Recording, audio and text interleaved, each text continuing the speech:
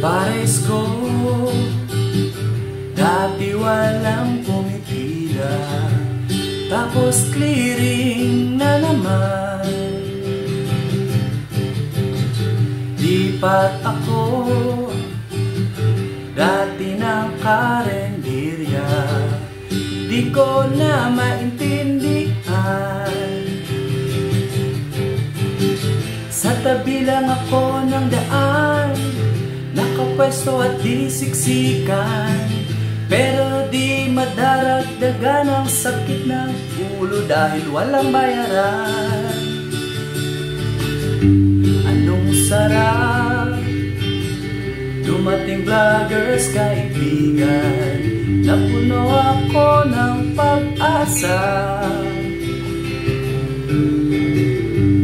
Yun pala, manggagatas lang sa una, hanggang ngayon ay sige pa. Masakit mangisipin, kailangang tanggapin, o kailan ka naging milyonaryo, saka kanila bababuyin.